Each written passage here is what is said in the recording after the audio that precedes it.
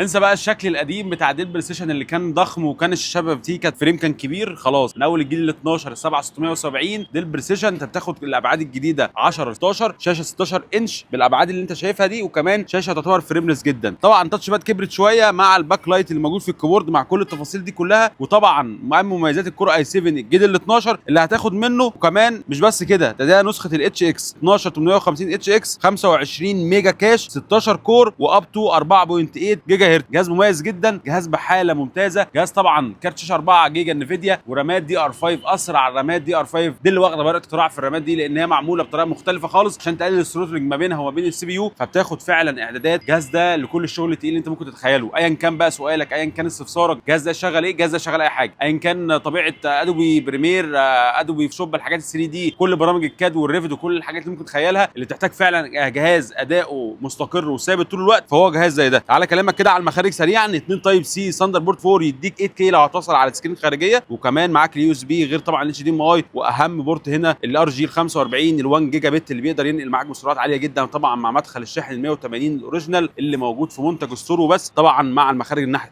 الثانيه اليو اس بي والتايب سي، هنا دي اللي مش غاليه خالص معاك في المخارج عشان يبقى اهم واقوى جهاز ورك ستيشن تعتمد عليه السنه دي. افضل جهاز بنرشحه لك وافضل جهاز ورك ستيشن دايما هنساعدك تختار المناسب لاستخدامك. 36 نص بيلو اد ارض الجولف مدينه نصر.